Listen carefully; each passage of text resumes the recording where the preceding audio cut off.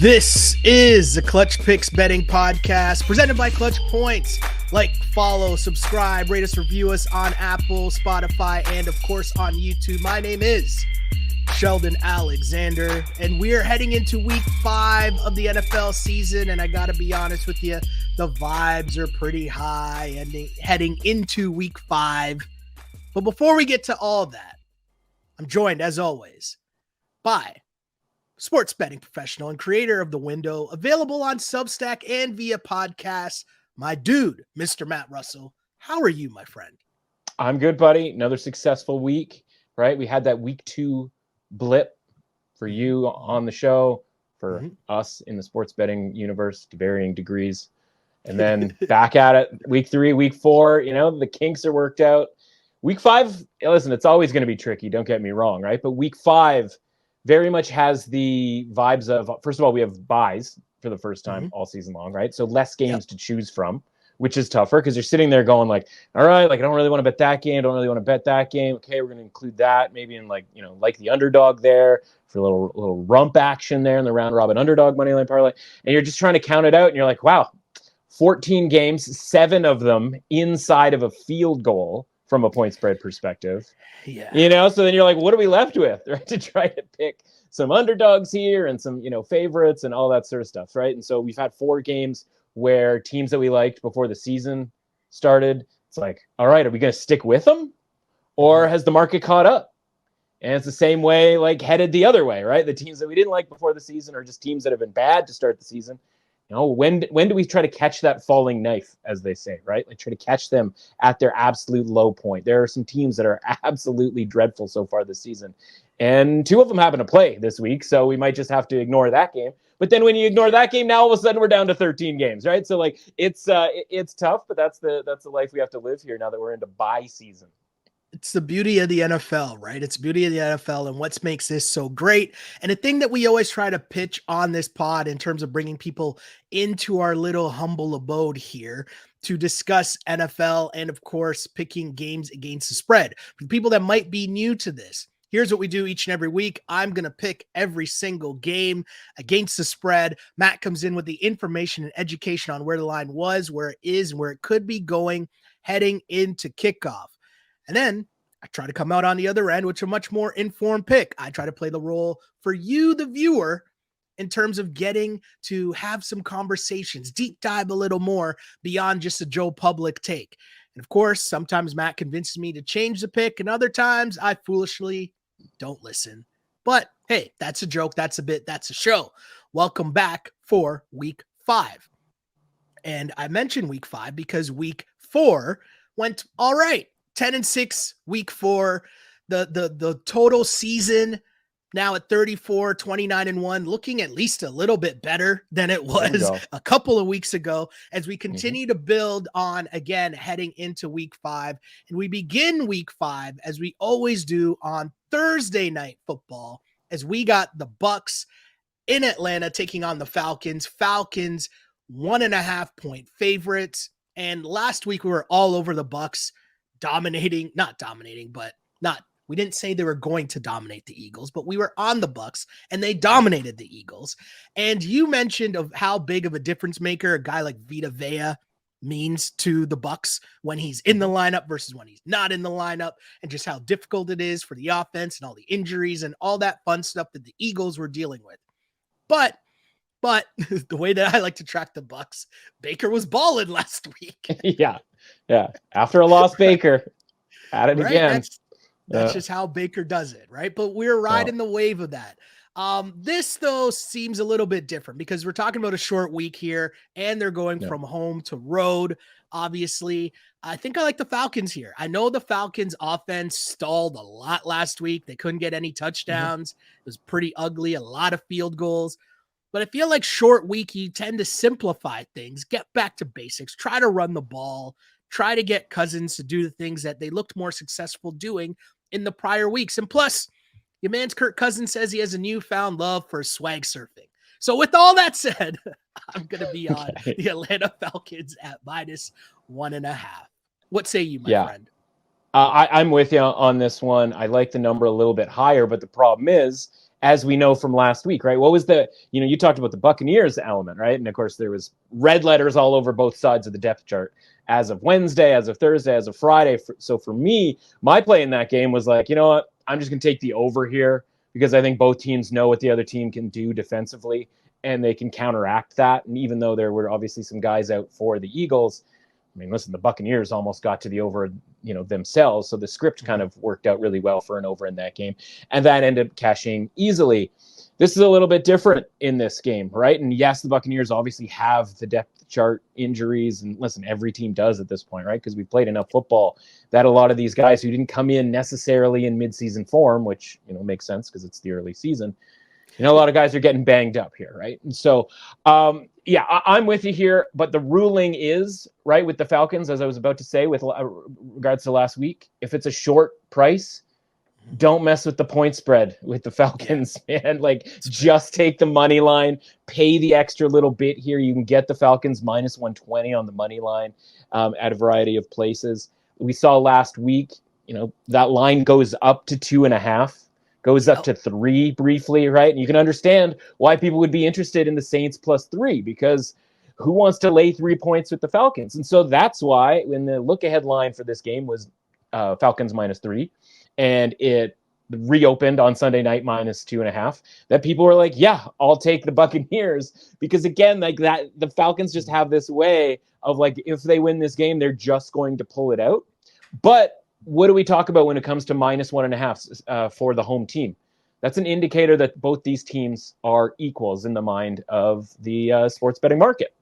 Mm-hmm. Well, if you go through, and I go in my game preview for this game, I go through and I go, okay, let's take a look at how the market has rated all of these teams. And the highest the Buccaneers have been rated all season long was coming off of that win against the Lions going into their game against Denver. That was their high point rating, and that was basically league average of a team. And they went and they lost that game, right? So they lose when they reach their all-time high, and the Falcons getting to their all-time low was before the Philly game in week 2, and they go and win that game, right? So you're selling high with the Buccaneers in one game, you're buying low with the Falcons in the other game. But the point is, the Falcons, even at their low point, was still an above average team. And even at the Buccaneers' high point, they were only an average team. So even if we put the Bucs to their high point and the Falcons to their low point, we still really only get to minus 2, minus 2.5, which is where this line opened. So I get why you would sort of want to take as many points as you can possibly get in fading the Falcons. Obviously, some question marks about whether Bijan Robinson is going to play in this game. I believe he had 7 carries on Sunday. We had the under on his rushing yards, and I'm going to go back to the well on that one. But the Falcons won anyway. Obviously, getting defensive and special teams touchdowns certainly help here. But I think they're going to be able to move the ball in a short week against the Buccaneers. I think as much as it was impressive and you did what you were supposed to do if you were the Bucs and take advantage of that Eagles team that was pretty ravaged by injuries, right? We talked about the idea of A.J. Brown, Devontae Smith, and Lane Johnson being kind of a triangle of importance when it comes to the offense for the Eagles. I still look at, we look at the Bucs and Baker, it's it's a short week after a win, right? We want to be riding that wave, as you say. And in this case, short week road game, that sort of thing against a team that they have not been rated even equal to all season long. All of a sudden, the market is treating these teams as equals. Is that because the Bucs beat the Lions in a game where they were outgained by 200 yards against the Lions? That felt a little more like a fluke to me. And the Buccaneers' 3-1 record might suggest that they're better than Atlanta. But they both had the Eagles. The Falcons had to go to Philadelphia to win that game. The Buccaneers had them at home, obviously with those injuries that the Falcons didn't necessarily have to deal with. And then the Falcons' other games, a win against the Saints, right there with the Chiefs. I still think the Falcons are the better team. I think they win the game. Again, they terrify me because when you saw that they were up 6 and all you needed was a stop against the Saints on Sunday, you were like, they're not going to stop them. They're going to go down 1, and then they're going to do just enough to kick a long field goal with Younghoe Koo, and he's either going to miss it or he's going to make it, and they're going to win by 2, which is fine if you have minus 1.5, which is fine if you have the money line. But if you got in late last week with the Falcons minus 2.5, you were a loser. And that's just the way that the NFL works with how tight some of these lines are and just the way the Falcons sort of work here. So I think we're looking at probably another barn burner here, but I think the Falcons can come out on top, like you mentioned, home game. And honestly, they kind of have to, right? When it comes to being holding serve, if you will, right? All these NFC, the good, I should say, ish, relatively speaking, the good NFC South teams kind of have to win all their home games against their opponents. And where it's going to be won is if a team wins on the road. Now, maybe that's the Bucs this week, but again, I think the Falcons should be, again, closer to -2.5, -3 in this game. But I understand why they can't be, because they can't be trusted. I think there's a better chance that they win this game, though, than the market necessarily thinks. No, I got you. And the two things there that stand out to me that I just want to reemphasize for the people that are listening to the pod here. Two things that we talk about a lot are the ratings of where these teams are rated, right? And that's a thing to stick to instead of being sucked into what happened football wise week to week, because there's so much football. And when I say football, I really mean bleepery that can happen from week to week to deter us from what these teams actually are, right? Because we're just trying to get the margins are so slim. You're just trying to get the advantage on one side versus the next. So that's why we talk a lot about the ratings. And then the other thing is, of course, the line movement. So when you're listening to this in mind, knowing that we've recorded this on Wednesday, whenever you happen to be listening to it, you now have that information in mind to be able to gauge where you're going to go with each game. And that's just basically what we try to do here, right? Give you some more information so that you come out with a much more informed pick. So yeah, Atlanta -1.5. That's a pick on Thursday night football. And of course, as Matt says, if you're down with the numbers, just take the money line. Just take the money line, kids. We move on though. Sunday's action, Jets at Vikings, 2.5-point favorites. And I got to be honest, I looked at this line and I was like, this is weird. Then I was like, oh, wait, this game's in London. Yeah. Totally forgot about that. But what would this line be if it was in Minnesota? Because, I mean, Vikings favored by 2.5. The game's in London. I'll ask you that as my first question. But either way, the Jets are going from bad weather, losing to the Broncos, who scored 10 points. And now you're going from the Broncos defense to the Vikings defense. And so I feel like I have to take the Vikings here. Like, I just don't understand how, like, why I would be taking the Jets, because I feel like the line is manufactured because of the game being in London versus the game being a home game for the Vikings. But defense travels, right? I like to think defense travels wherever you're playing. It could be in London, Germany, Brazil, wherever the NFL wants to throw games. But I mean, unless this London trip messes something up for the Vikings, Sam Darnold and the Vikings, that's where I'm laying. And I can't say I trust your man Rob Salah to handle anything travel wise, how are they prepping for this, trying to tell Aaron Rodgers to stop his cadence, which, like, what are we doing here with the Jets? I love that question my too. open-ended question for you. No, I love when they're like asking, he's like, Coach Salah said, like, maybe the cadence needs to be different or whatever. And like Rodgers like, yeah, we'll talk about that. Like, and it's like, or we could just actually stay on, not false start. He's like, his quote was, or we could just hold them accountable. Just like, what, I'm just going to coach this team. I don't rep Aaron Rodgers, but at that moment I was like, nah, I'm with you there. I like the energy, right? Even when I don't like the message necessarily all the time. This line is fascinating, and I think you're right that it is an incredibly interesting line. Okay, so let's start with in the summertime. This was all of the London international games, along with some of like the biggest games of the year, were lined pretty early on in the summertime. Just, I don't know, to get people talking. And the Jets were -3.5, right? Obviously, at that time, the Jets, everybody was excited. Aaron Rodgers is back, all of that sort of thing. And we didn't really, society didn't really think much of the Vikings, who are probably at that time going to have a rookie quarterback, right? In J.J. McCarthy starting. So obviously that was never going to be the line when it got remade. But as of last week, obviously Jets coming off of, I believe that would have been them coming off of the Patriots win. And the Vikings, still obviously 3-0. Even just last week, the Jets were -1 in this game. Okay. So now we're all across to -2.5. And so then we, you mentioned, like, what would this be if this was in Minnesota? And I think Minnesota is one of the teams where we would stretch our home field advantage allotment, if you will. We talk about the idea it's kind of like on average around 1.7. And so the less home field advantage teams get 1.5. The almost to no, the Chargers get 1 point of home field advantage, that sort of thing. The Vikings, I think, are closer to a 2, right? Like, they are the thing that's averaging it out on the top end side. And so let's say that they get 2 points of home field advantage. Well, now we're talking about Minnesota minus 4.5.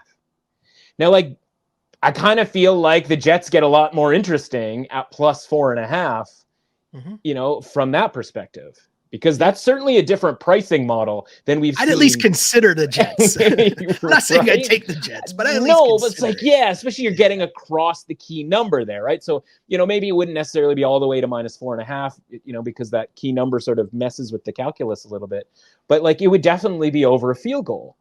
And I think that's kind of an indicator that this line is inflated kind of in general, but it's still just sitting there asking you to take the Vikings under a field goal, a team that we've bet on basically, if not literally every single week so far this season. And so when you bet on a team every week so far this season, like I mentioned, we had last week, and then we, go in and get in on the Vikings again. It's like eventually the market and the odds makers and whatnot are going to catch up. And now you see people having the Vikings power rated in their top 10 teams, even kind of close to top 5. And you look around at the rest of the league and some of the like presumed really good teams, your Bengals, your Cowboys, certainly your Eagles, even the Jets, right, are getting sort of jumped by the Vikings. And you go like, yeah, I completely understand that.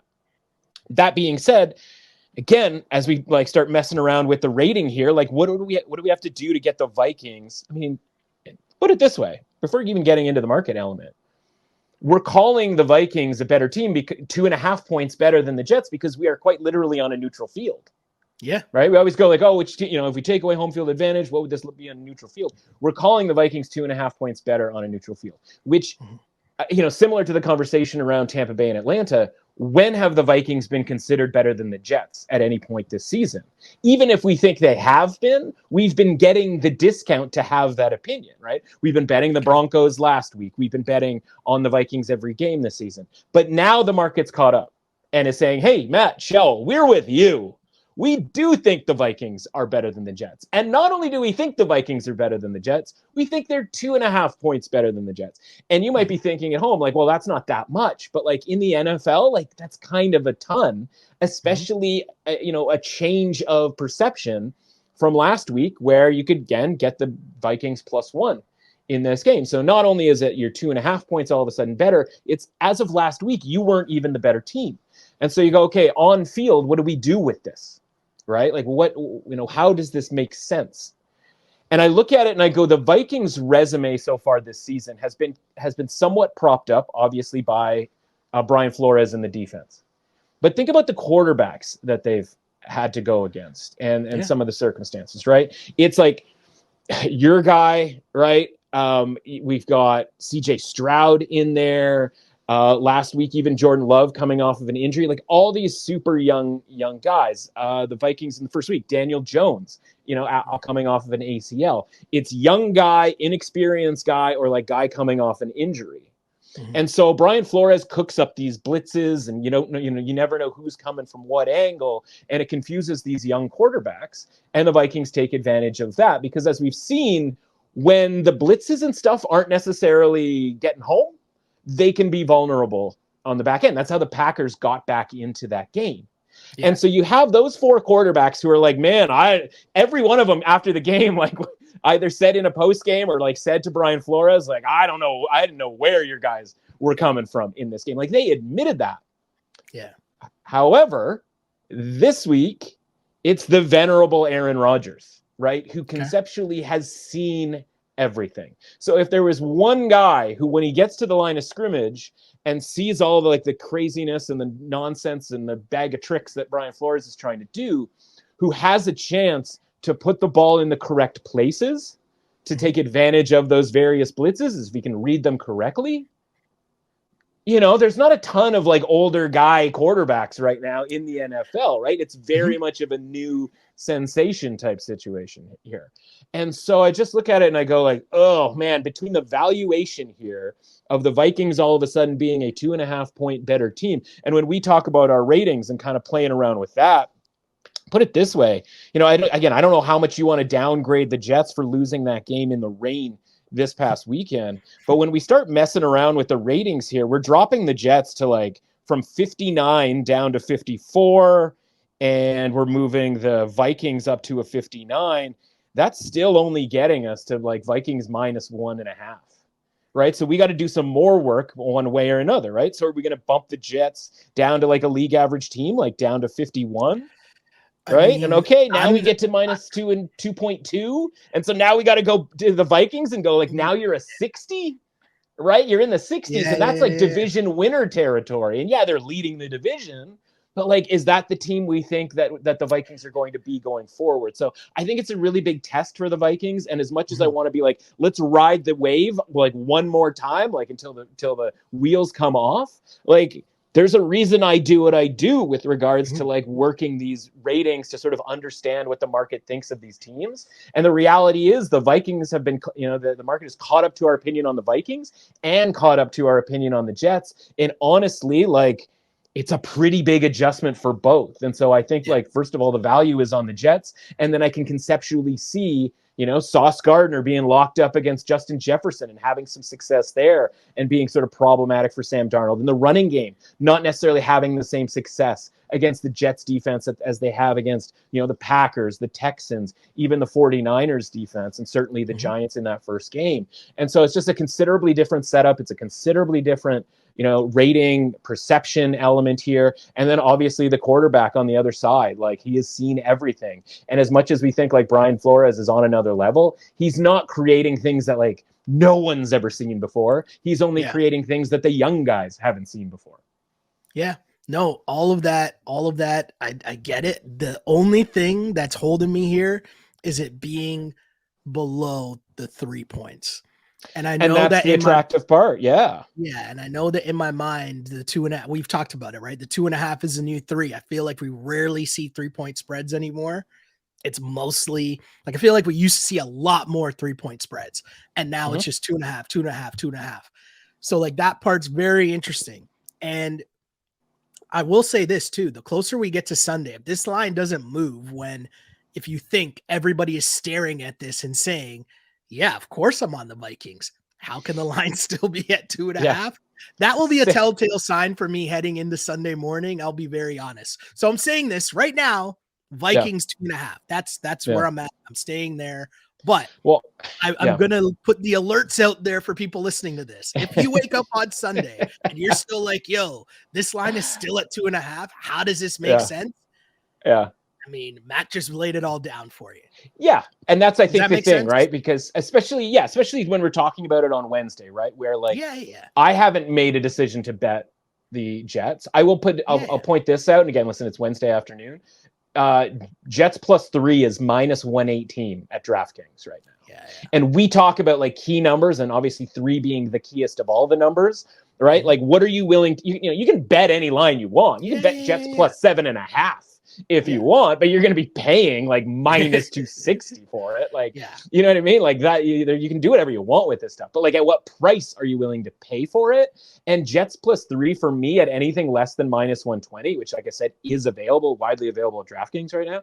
Like, that is a good price for the value that we've talked about here, right? And so, like, keep in mind, right, like the idea of waking up on Sunday morning, like if you wake up on Sunday morning and the game hasn't started yet, I would consider that a victory, because obviously, depending on where you are listening to the show, like not, back in my day, in my heyday, like waking up before 9 o'clock on a Sunday morning, like wasn't the easiest thing to do. There's more than a few, like what happened on the first 2 drives situations when I've woken up before. Yeah, I don't know if I've ever woken up to see the beginning of a 9 a.m. game. There you go. I'm trying to think about that Sheldon's right now. Still in the middle of his heyday out there, everybody. No. I'm saying to see the beginning of a 9 a.m. game. I know. I hear you. I hear you. Yeah. If you're anything in the first quarter, right? But yeah. If you're in Central Time or Mountain or Pacific, like, the pregame show. Yeah, I don't even think there is a pregame show. I think they literally go from like bars and tone directly to kickoff, as far as I can recall. Basically, I don't think there's television before 9 a.m. on Sunday. So yeah, like to me, this again, I don't like paying sort of bad prices for things, and that goes in a good strategy for life. And I think that's just where we're at right now with the Vikings. Unfortunately, I mean, like, would you bet Sam Darnold at 10-1 to win the MVP right now?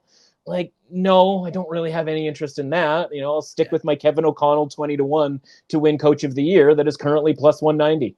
You know what I mean? Like that's the bet totally that was always going to be the bet for the Vikings long-term this season.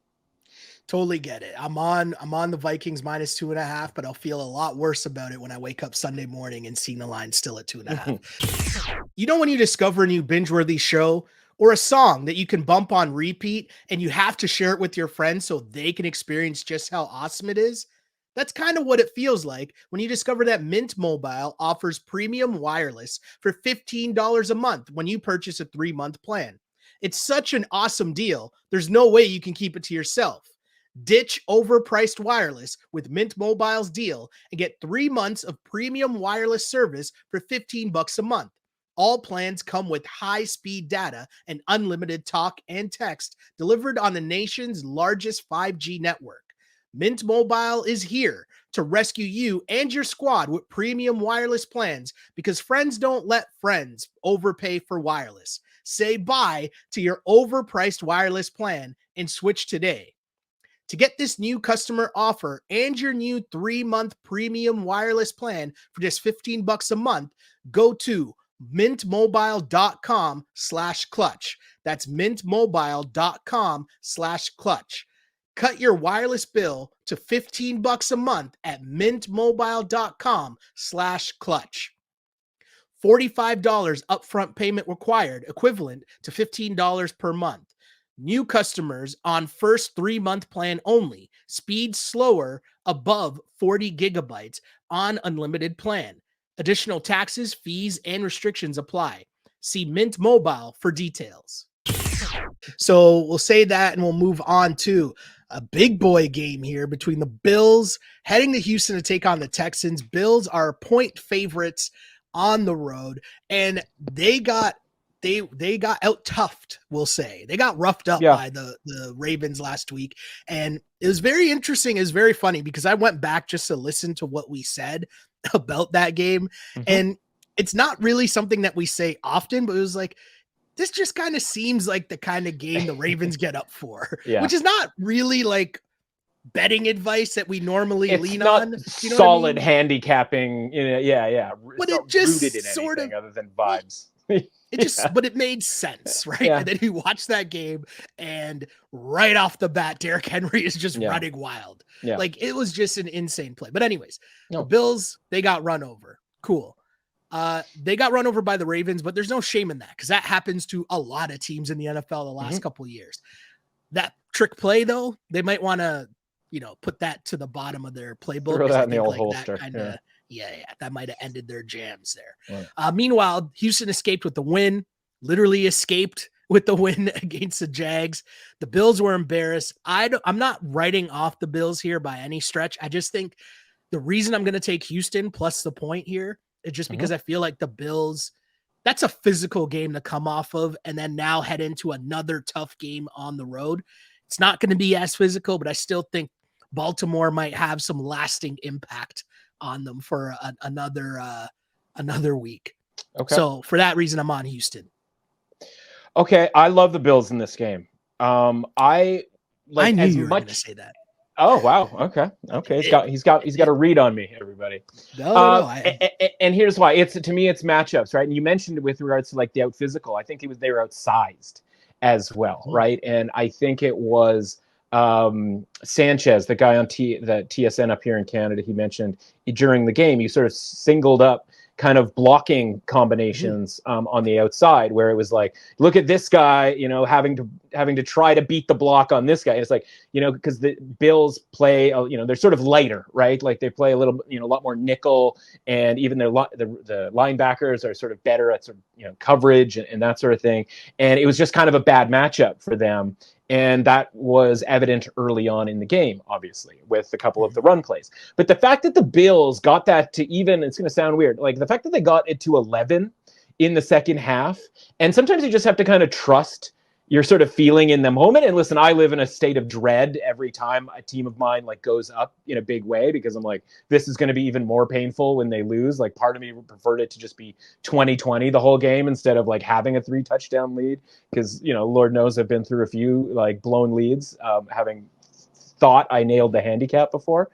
But I just look at that and I go, well, the Bills aren't going to be outsized by the Texans, right? That's just their setup defensively is just different. So, or offensively is just different, right? Like they're not going to run the ball down your throats. Not going to have all of these pulling, offensive linemen and fullbacks and tight ends or whatever, right? Like the Texans' best tight end is Dalton Schultz, who's a pass catching tight end who they don't even really use all that much to catch all that many passes these days.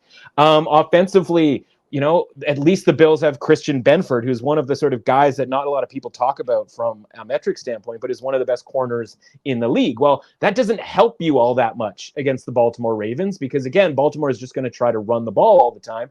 And if Zay Flowers is taken out of the game, then Zay Flowers is taken out of the game, and things don't really, it's not really that big of a deal. Well, if they can take Nico Collins out of the game as best as you can take Nico Collins, who has suddenly, all of a sudden become, a top 10 receiver, like one of those guys that you have to be aware of, then now you're, having a better chance to compete here. And I think the defensive line has a better chance of competing against the offensive line of the Texans. And again, like this is a Bills team that even after that game, I'm like, well, it's a bad matchup for the Bills, but I'm still not positive that they're not better than the Ravens. And I know that's weird to say because if they played that game again, I would bet on the Ravens again because I bet on the Ravens then, right? And I heard a lot of people making the case that the Bills should be the favorite and all that sort of stuff. I'm like, I was just listening to that before the game, and I was like, well, you've lost me because if you're telling me that the Bills should be favored in this game, like, I'm sorry, you're disqualified. Yeah. This game, the Bills are the favorite against the Texans. And it's obviously a minor favorite, right? We're talking about tiny, fractions of a percentage point here with it being -1. But I just look at it going like, all right, I think the Bills are going to be able to move the ball against the Texans. We've seen the Texans at home have some struggles, right? It's not like, oh man, look out for the Texans at home. Like that 6-point win over the Bears really showed me something. And like, probably should have lost to the Jags last week. It's like, yeah, I still haven't seen the Texans like get up for a game and be dominant and play like, as you would say, big boy football, contender football. Whereas, especially coming off of a loss, right? Part of the idea was like, well, if the Bills lose a road game to the Ravens, like big picture, that's not going to change all that much on their way to, what could be a 13-4 type of a season. I think this is one where I would be surprised if we're sitting here after this week and going, man, 3-2 Bills, like what happened? Because honestly, and this is the same thing that I've said all season long, as the Texans have started 0-4, I think they've been overrated since before the season started because people got excited about the idea of CJ Stroud in year 2. And it's not like he has, underperformed necessarily, but like, okay. It's just, he's been fine. Yeah. It's this idea that it's like, oh yeah, MVP, like let's all start just throwing sacks of money towards CJ Stroud to win the MVP. Like, I don't see that. And a lot of that is propped up by the fact that the rest of the division stinks, right? And so like when you can pencil a team into a division win and into the playoffs the way that we probably can with the Texans, you start to then go, well, now what?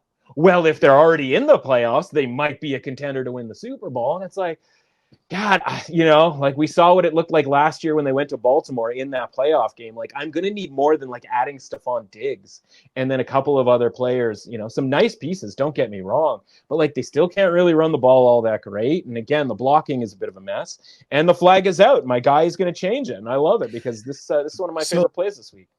So the pick has changed this week. And one of the things too is, I know right away I said, I knew you were going to say that because I'm anticipating the vibes. I anticipate the vibes. But one of the things here that really convinced me was the realization too, that the Bills got out-muscled by the Ravens. Like the Ravens just did a better job of doing what the Bills were trying to do to them. If that makes sense.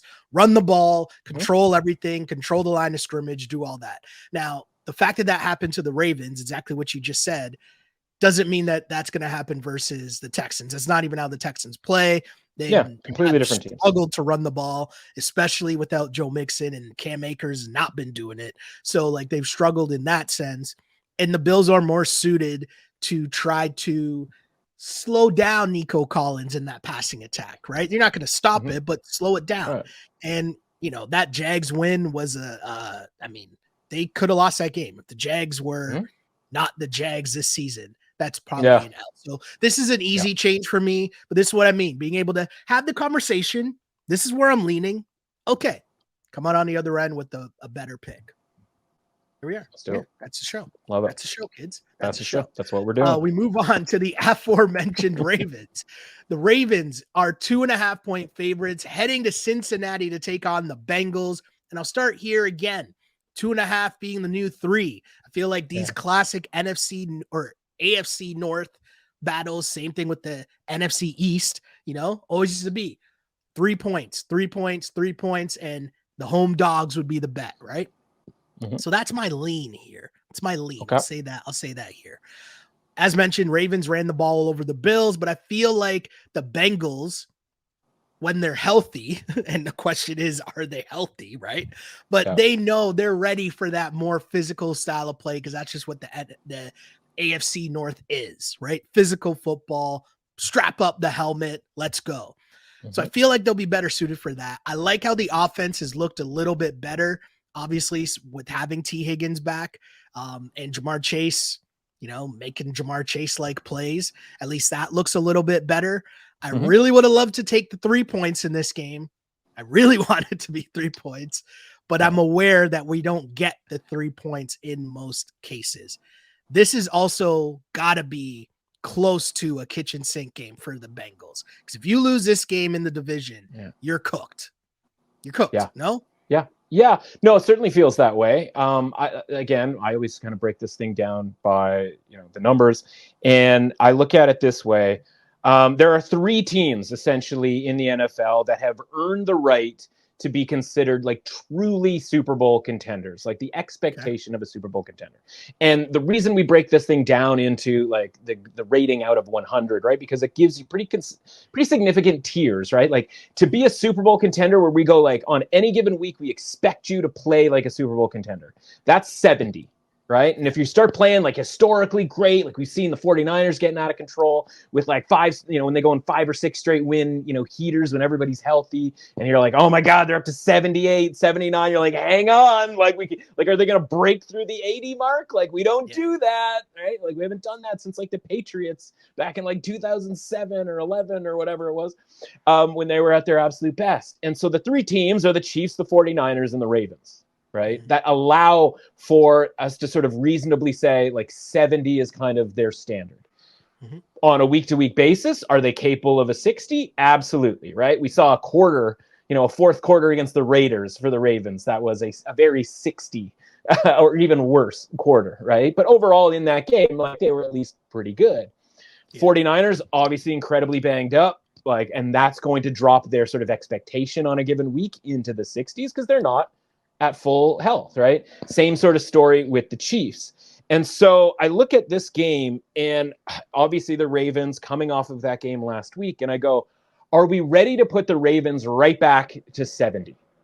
Right? And just be like, everything is cool. And so we just talked about the idea that we're not throwing out the Bills because of that game last week, because it was a bad matchup for them. I also kind of have to go, all right, if it was a bad matchup for the Bills, it was a good matchup for the Ravens.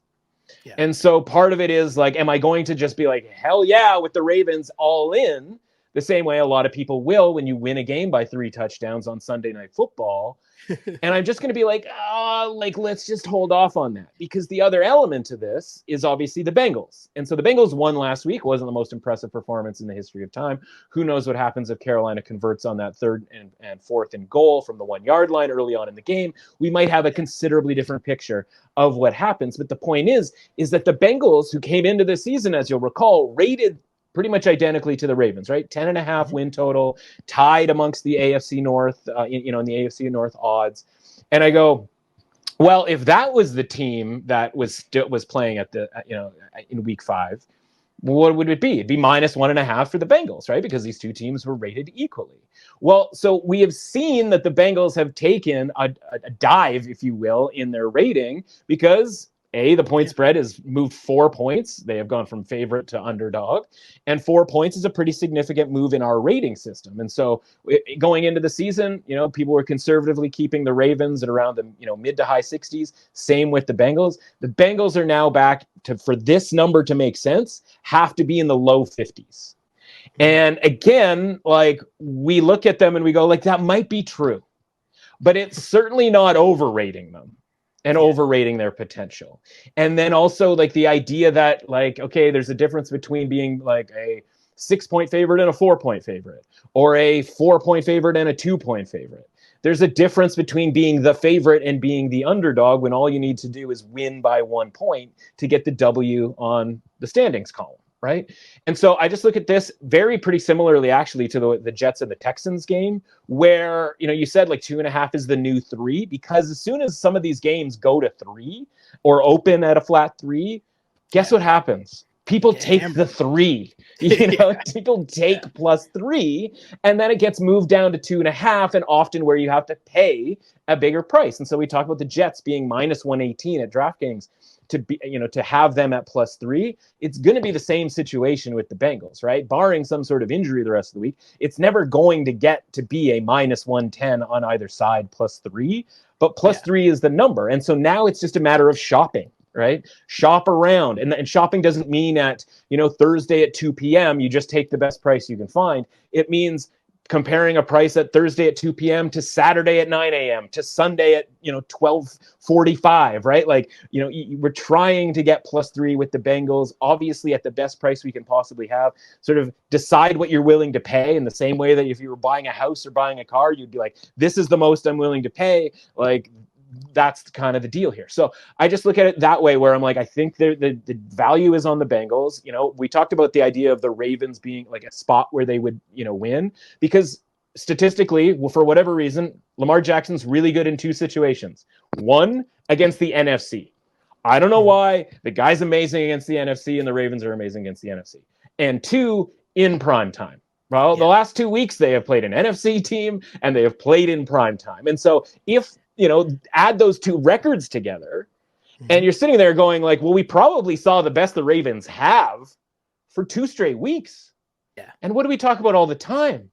1/3 of the games you're going to play above your sort of rating. 1/3 of the games you're going to play below it, and 1/3 of the games you're going to play in the middle. Well, we had a winless Ravens team going into Dallas, playing the best I think that they kind of possibly could. And then we saw that AFC, big boy game, prime time, playing the best they could possibly can. And so this is asking the Ravens to play the best they possibly can at that 70 rating for a 3rd straight game. And I just go like, like they've gotten back to 2-2, so like things have kind of calmed down for the Ravens. And I don't know that like I should expect them to play this like great game again. Whereas the Bengals, they win that game last week and sort of steady the ship here.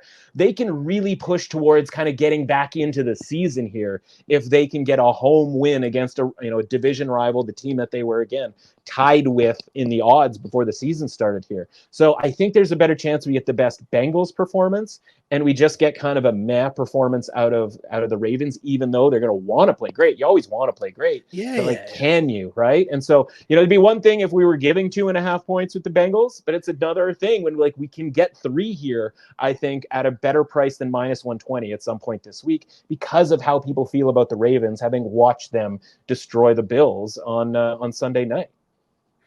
Yeah, I'm right there with you on the Bengals at +2.5 there. We move on to the New England Patriots at home, slight 1-point favorites hosting the Miami Dolphins. And I just got to start here asking you, Mike McDaniel, not really sure what his game plan was on Monday night. I'm just going to throw this out there. If you happen to be starting your 3rd QB of the season, who's only been on your roster for 2 weeks, maybe you might want to ease up on a lot of the pre-snap motion timing plays, that might be a little complicated. Maybe you might want to ease them into those things. I don't know. I'm just sitting on my couch watching the game. But after watching multiple penalties for the exact same thing, maybe you might want to stop calling those plays. That's just me.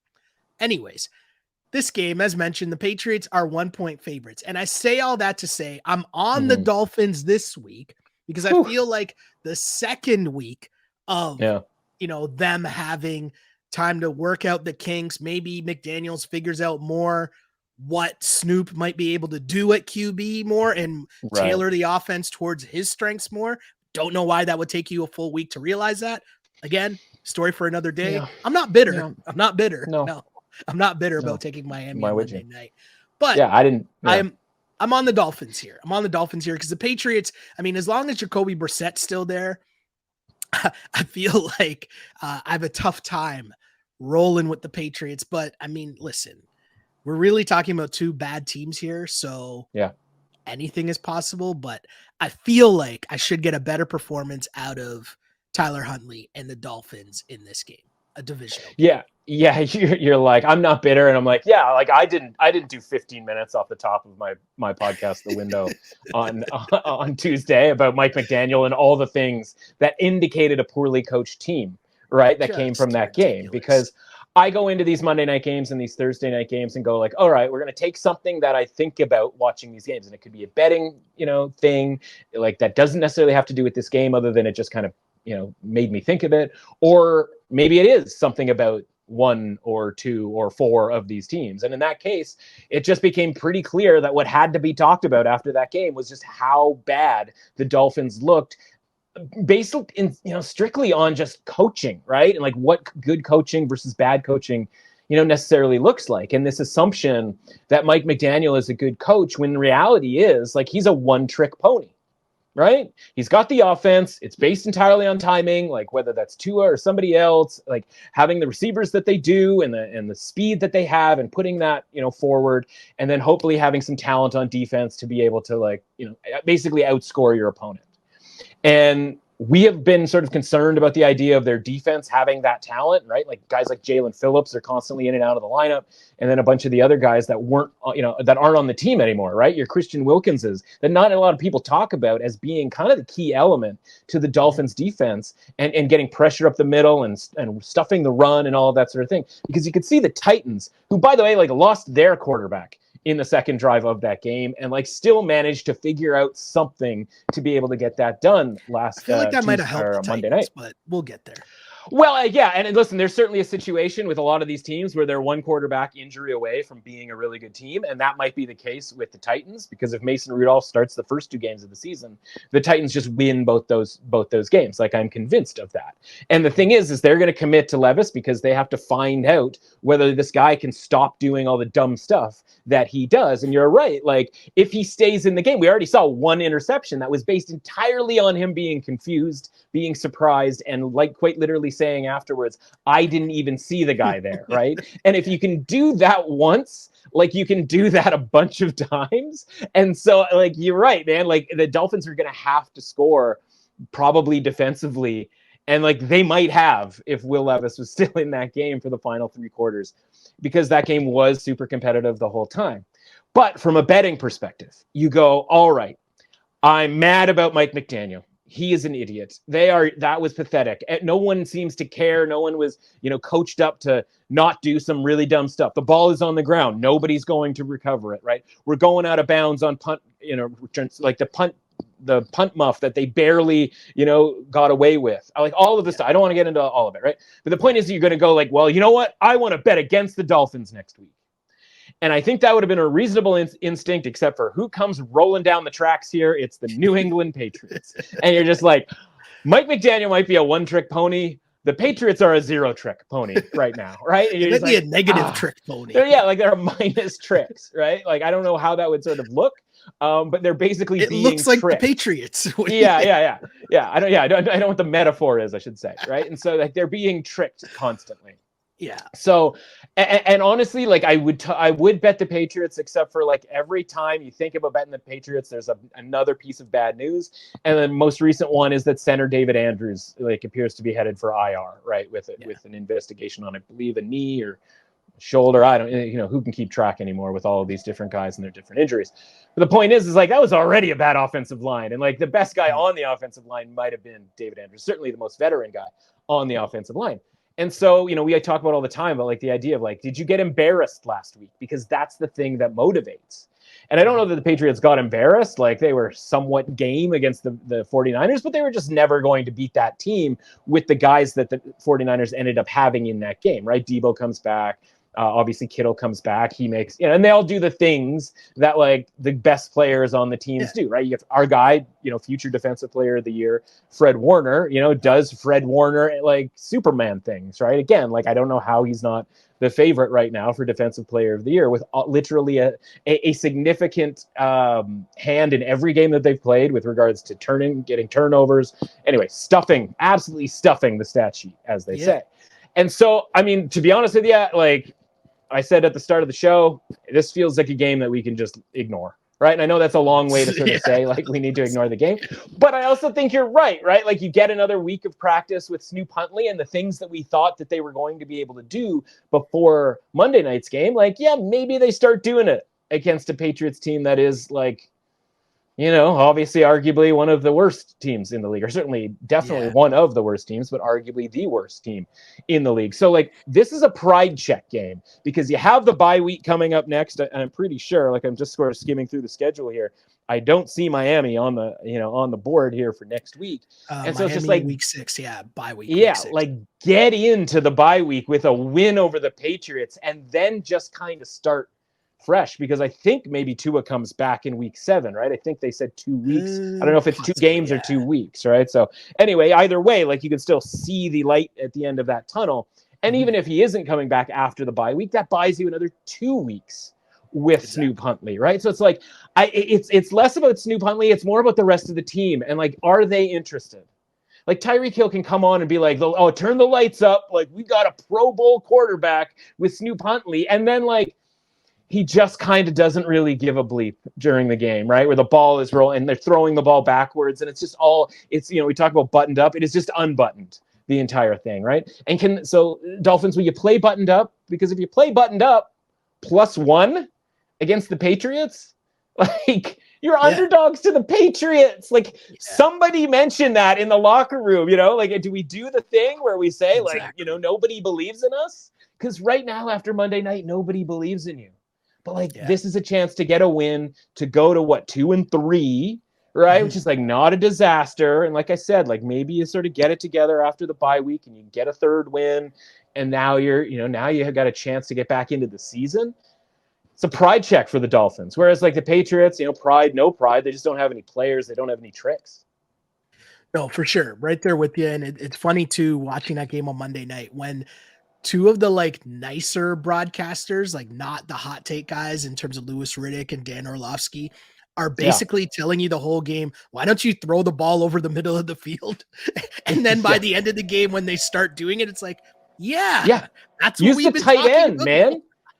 I'm sitting here out in the streets with a Jonnu Smith over 14.5 receiving yards, because every time I've ever seen a quarterback who's, like, new and, like, needs to kind of be slowly brought into the game, college or the NFL, it's like, you know what the first play is? It's a play action pass to the tight end in the flat, and he gets to turn his shoulders and go upfield, and we get some positive yardage, right? Like, we're not even talking about over the middle just yet. And it's like, no targets, nothing towards anybody, and you're just like. And again, like, the run game is awful. The offensive line doesn't seem to be interested. And it's just like, it's just a bad scene. And so, like, you instinctually want to be like, Dolphins are terrible. Give me anybody against the Dolphins. But this is the reverse anybody, right? This is like the Patriots are maybe not even anybody, as we like to say on the show. Well, yes, I'm on Miami here. And as we move on, we might be talking about just anybody. These 2 teams might just be the anybody's of the NFL here. So we have the Indianapolis Colts in Jacksonville taking on the winless Jags. The winless Jags, though, 3-point favorites at home. Yeah. Now, is it wrong that I think that Joe Flacco might actually give the Colts a better chance to win? I would wish that their running back was in the game. Is Jonathan Taylor also banged up? Anthony Richardson also banged up, but I'm okay with Joe Flacco. We know we're good with Joe Flacco. But you're heading to Jacksonville. Jacksonville looked a lot better last week. It still didn't equal a win, but they covered for us, and we expected to see them play better, and they covered for us last week.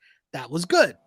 It was a close game, but I'm definitely not ready to lay 3 points with the Jags until I see them, I don't know, maybe win a game. Is that too much to ask? I don't know. Yeah, right. It's like, should you be favored when you don't actually win any of the games? Something to think about. Like, something to think about. I'll take that L to see them win a game first before laying 3 points with them. Against, we always talk about it, right? Who's a functional QB? We know Flacco is functional. Yeah.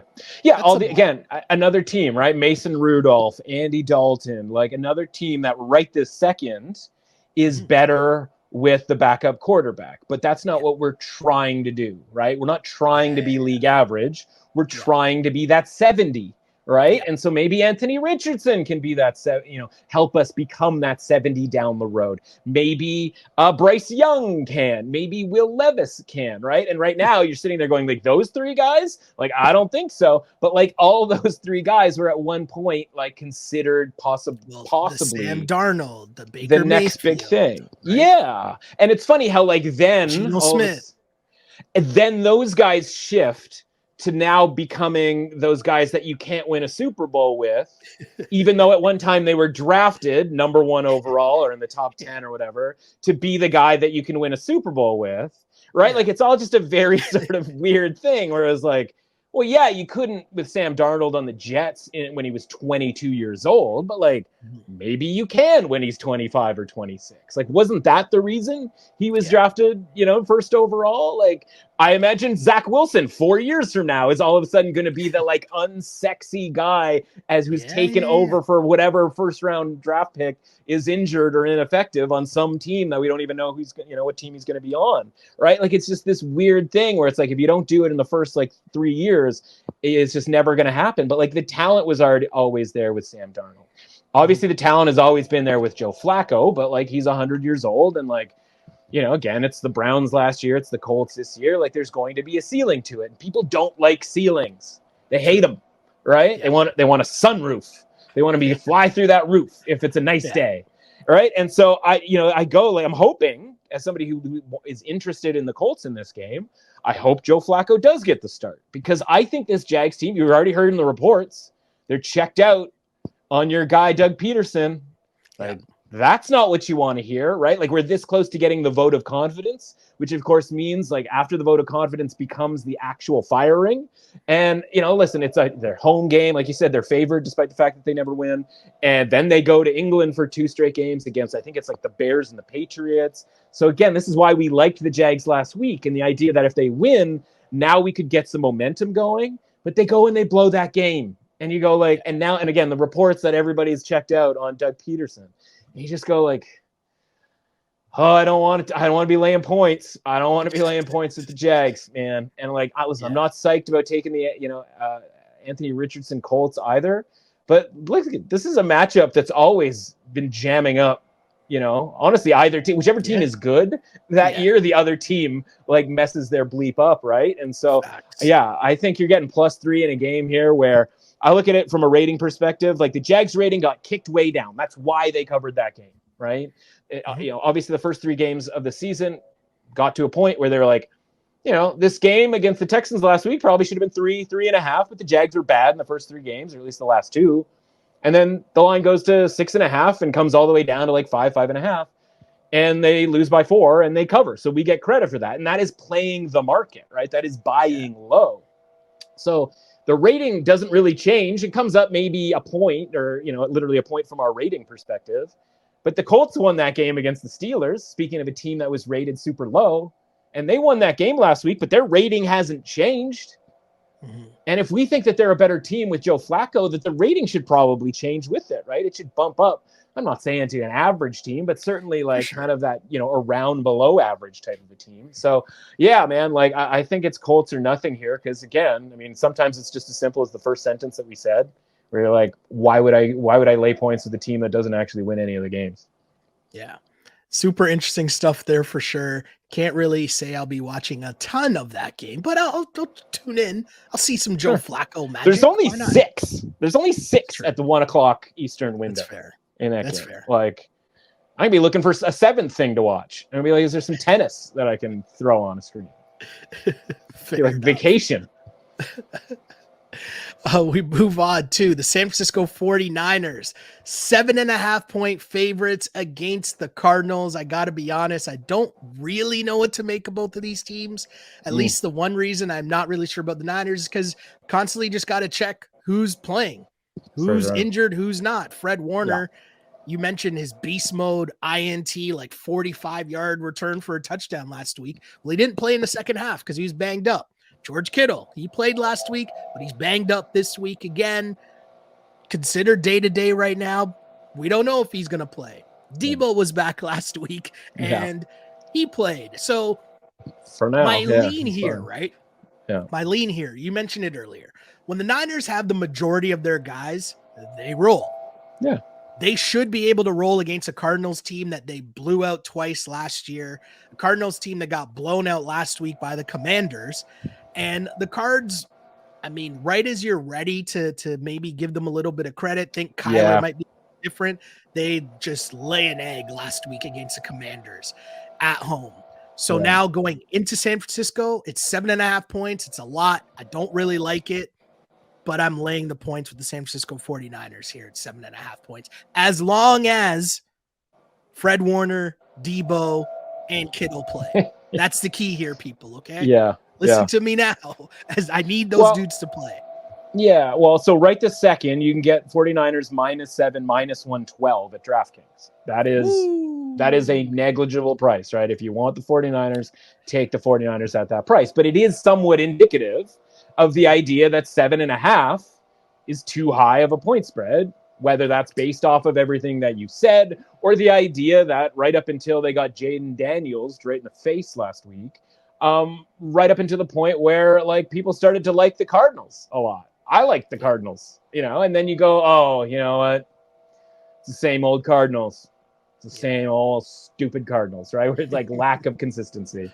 And of course they lose the home games, right? And they had that run of 3 straight home games, and they get the Rams in that really sort of nice spot for them in week 2. And then week 3 and week 4, it's like, a little bit worse against the Lions, where they were competitive, obviously, but they lose the game, and then not even remotely competitive. And so we saw in those 3 games kind of all 3 versions, the super good, the mid, and then the bad, right? And that's what we talk about with the rule of thirds in a way with the NFL.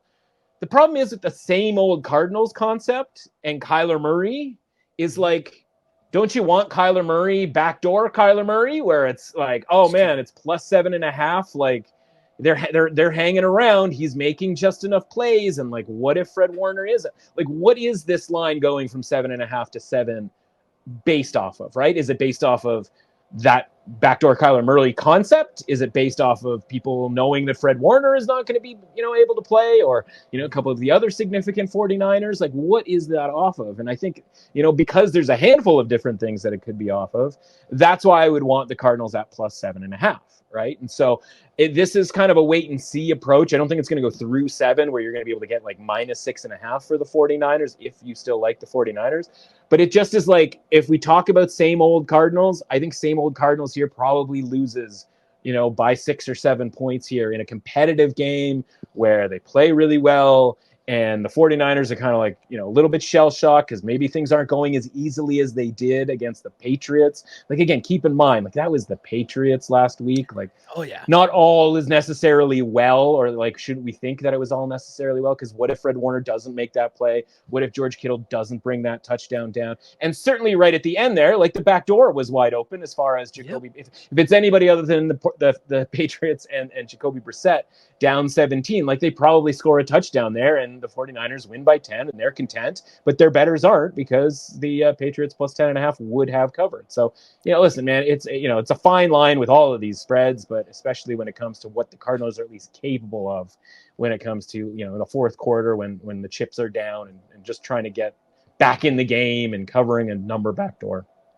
Yeah, and with that said, you said the margins are slim. I'm going to pay the little extra to get the Niners at -7, kids. Yeah. So just people listening, watching, all that fun stuff. The little extra change to get the Niners -7 here. Nothing wrong with that. Nothing wrong with key that. number. Yeah, and just to clarify sort of before, right, where it's like when it's 3, that's obviously the most key number. We all know that. My sort of barrier is -120, right? So if the market is widely saying something is -2.5, well, I want +3. Like, can I find a price that is better than -120 at +3? When we talk about a key number of 7, it's not quite as key anymore as 3. So my sort of threshold there is -115. And so with the DraftKings here, -112, like that's well within the threshold to get off of or get onto a key number in this case. Boom. Niners if I were -7. you. Yeah, no, here we Yeah. are. Here we are. Moving on here to the aforementioned Commandos, who are 3.5-point favorites at home to the Browns. I'm willing to get caught here buying into the hype. I know that three Yeah. and a half is too much. I shouldn't lay 3.5 points with the Commanders just yet. That's all hype. Jaden Daniels has looked great. He's balling. I get it. Huge blowout against Arizona. The Browns, for everything that the Commanders are, the Browns have looked the complete opposite. Deshaun Watson looked like he's mega cooked. I get all of that. And with that said, I have a feeling that I should be taking the Browns here, but I'm willing to be wrong. Does that make sense? Does that make the entire betting system is based on this. Is based on that premise. The conversation. This is why we need to have this conversation.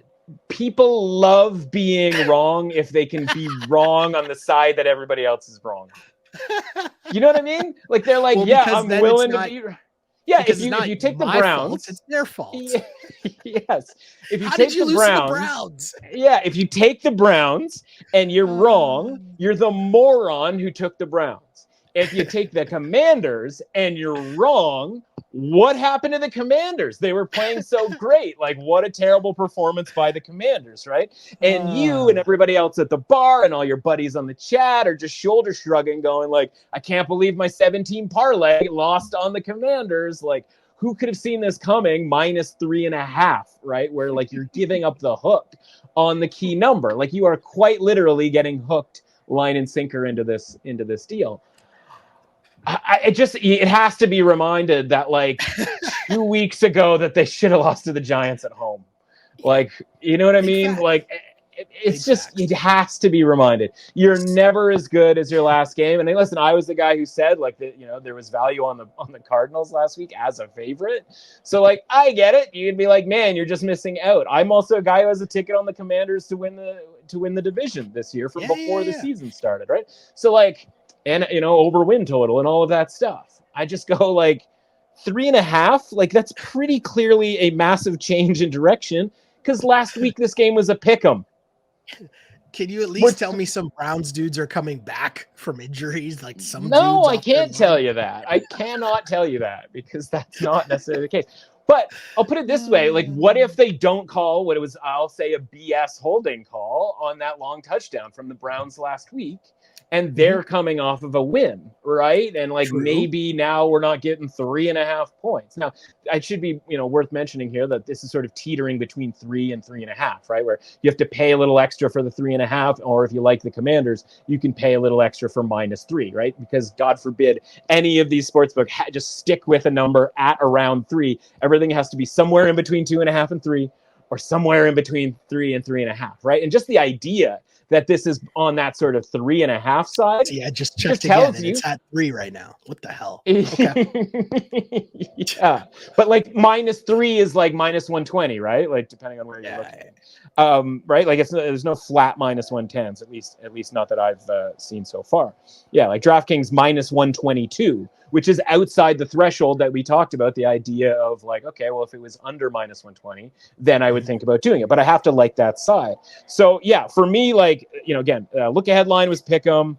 My numbers come out to -1 for Cleveland. And that's with like, honestly, it's a pretty garbage rating for the Browns. And so like, we got down to the point where, you know, before the season started, Browns are above average team. Now they're a below average team. They lose that game to the Raiders. So like, I guess we can go further below 45 out of 100. Yeah. Fine. But like, where are we taking the Commanders that going into that game last week, we're about a 37 out of 100? Because like, if we start getting crazy and we start taking them to, I don't know, man, 46, like, do we go above like an above average team? Like what, you know what I mean? Like, what do you think? Let's do our weekly thing here. Like, what does Sheldon think? Like, out of 100, what are we supposed to think of the Commanders here? Like I still think they're like a 40. They're like a 40. I think I'm moving them up to like a 40, but not like there's okay. You could talk me into them still being like 38 or something like that. You know what I mean? Right. So like, yeah, if we've tempered expectations and we have them as a 40, like. And again, okay, well, let's do that. Let's do them both then. What, you know, where do you have the Browns now after everything that you've seen out of the Browns? Like, you know, Jeez. are they riveting, Gary? Browns. Little John Lovitz for you. Listen. Like, what do you think? Okay. This is what I'll are say. they 40? Who's better? No. I don't know. Like, who tell me? Like right. Let's This is start what there. I was, Who's better, Browns or Commanders? The Commanders, but it's not 3.5 points better. Right. So I just kind of go like, all right, like let's take the Browns down to like 43. And at that point, I think like we could even take the Commanders up to 45. And even at that point, we're at 1.5 because I don't have a ton of home field advantage for the Commanders. I have 1 point of home field advantage. The flag is being waved. How do we get to 3.5? This is how do we do it? When I say this is the bit, this is the joke. Okay. Yeah. I understand all the reasons why I should be on the Cleveland Browns. I just needed to be talked into it. And also, I will say for the people at home listening, need to like the explanation of exactly what I said earlier in the pod. If you rewind a little, I said the reason we buy into the ratings is because you're not so deterred over what happens from 1 week to the next. And not only does that happen with a team like the Bills, who might have underperformed, but it goes the other way with the team like the Commanders, who might have overperformed or taken advantage of a Cardinals team that is ready for who knows what, but it's not football. Just super inconsistent. 2 weeks ago, like forget the fact that they almost lost the game. 2 weeks ago, they opened -2.5 at home against the Giants, and the market liked the Giants, betting that down to like -1.5, -1. Yeah, and honestly, the market might not have been all that wrong because again, they were maybe only beat them because the Giants didn't have a kicker. Yeah, no, for sure. The pick has been changed. The pick has changed. Cleveland plus 3.5. I understand. I get it.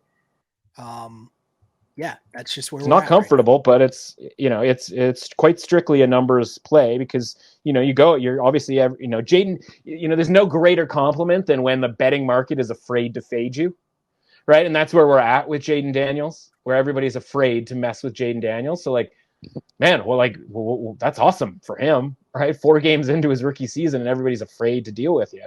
Like, that's a pretty sweet deal. But again, 2 weeks ago, Giants, a week and a half ago, it's they were 7.5 underdogs to the Bengals, who aren't even home favorites, this week. All right. Like it's a massive change, and it's off of 2 games. And like, they were 2 incredible games. But again, different matchups, and again, it's a 3.5. The 3.5 has to jump off the page, especially when we talk about the fact that 2.5 being the new 3. That means 3.5 has to like jump off the page at you. So that's where I'm at here with that. That's what our second change of the week so far. I want to say, the Bills game got changed. Yeah, I think that's our second change of the week. Let's move on, though, to our next game, which is the Panthers at the Bears. Bears at home. Bears are 4-point favorites at home. And I got to say that again. Bears are 4-point favorites at home after, I guess they looked pretty good against the Rams last week, a solid dub. I didn't think that I would be laying 3 points with the Bears last week against the Rams, and the Bears actually covered. Cool. Yeah. Now they're 4-point favorites. And guess what? I'm still not laying the 4 points with the Bears again. And I know that it's the Panthers. Andy Dalton continues to look functional. They almost covered last week versus the Bengals. The Panthers, though, I feel like, with this being over 4, and I want to say this line moved from 3.5 to 4. So people are betting the Bears. Yeah. I feel like I still like the Panthers. And if you're going to give me the extra half point, I'm going to take it. Because again, I'm not being massively swayed by the Bears because of a game last week against a broken down Matthew Stafford and Rams team struggling to move the ball. Right. Yeah. And it's also worth mentioning, right? Like, yes, they win and they cover that game, but like that was the game or a game, and we see them all the time, where it's like, yeah, you won and you covered the point spread, obviously a short point spread, but like there's a lot of ways there that wasn't necessarily going to get covered, right? And like, it's kind of like Kansas City, Atlanta, right? Where it's like, yeah, it ended 5 or it ended 6, but like, was it really that, right? Because the Rams outgained the Bears, because the Bears offense, again, doesn't really do much. There was a thing going around this morning about Shane Waldron from their offensive coordinator. And it was Jackson Smith and Jigba's route tree last year when he was the Seahawks offensive coordinator. Okay. And there was like 3 different routes. And then this year, Jackson Smith and Jigba's route tree is like, 40 routes. Like, it's just like, it's like a graphic, right? And it's like lines all over the place. And they're like last year. And it's like 3 lines. And like, that's what he does. And then they did the same thing with DJ Moore's route tree from last year, which is lines to this year with Shane Waldron as the offensive coordinator. And it looks exactly like Jackson Smith and Jigba's from last year, where so basically Shane Waldron comes in as like the most basic dude ever when it comes to like being creative offensively. And so as much as we want to say like maybe Caleb Williams isn't it and the offensive line stinks, which like both things also might be true, like they also might be running the most basic offense imaginable entirely off of what their coordinator does, right?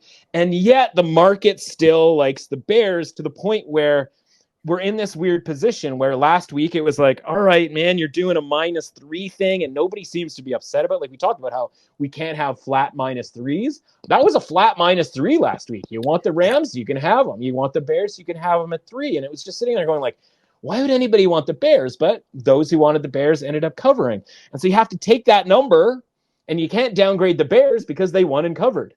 Yep. And now taking that number, that rating, the Bears are -5 off of that rating. And by the way, you can't bump the Panthers because they lost and didn't cover last week.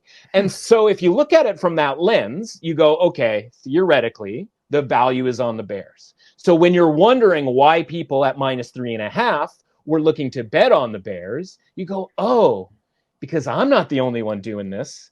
They're all doing it too, and they're seeing that number, and they're betting that number because they expect that number to go up because we're all sort of doing the same thing where we go, okay, value on the Bears, value on the Bears. Now, this is where you sit back and you go like, yeah, all that's cool, but I still don't buy it, man. I still don't buy the Bears. And obviously the Panthers have looked much better. And again, things could have gone a little bit differently for them last week and gone a little bit better. And we would have seen the Panthers rating come up. And maybe that is, maybe they're getting credit for kind of playing pretty well against the Bengals last week. And that's why maybe we don't see -5. So, it just, you want to know why the spread is going the way that it is. Is it an injury? Is it this or that? I think that's the explanation, that the market has liked the Bears so much that like they're already starting at this point where they were going to be theoretically -5. But like, I think everybody looks at that and goes like -5 feels too high. And so like, there's that kind of fight where it's like 5 feels too high, like emotionally, but from a numbers perspective, like the number probably could be 5. And so when it's opened at 3.5, the numbers people are going to jump on that on a Monday or a Tuesday and be like, yeah, give me the Bears. And by the way, they might come back at +4.5 if it gets that high. For sure. And bet on the Panthers when lines get, you have to keep in mind, we sort of only, remember to kind of mention this, but like Thursday, the limits go up and the real money starts to come in, right? Because the first 3 weeks, first 3 days of the week, like those are the days where people are just kind of like grabbing their positions and like, again, based off of the numbers, based on where we think the lines are going to go. It's Thursday, Friday. Yeah. Or just getting a good price now when you're right. Like, but it's like getting a good price now, knowing that it could probably, somebody else is looking to buy that same thing eventually. Right. So yeah, like I think this is Carolina for me as well. It's just, at least having this information, why the number might be going where it's going, right? No, totally got you there. We move to Denver, and the Broncos are at home. And speaking of teams laying points, that looks kind of strange. The Broncos are laying 2.5 points. And then you look at, you're like, oh, it's because they're playing against the Raiders. And when you look at the Raiders, the Raiders, I mean, they're coming off a win. They won last week. No Devontae Adams, who now apparently wants out.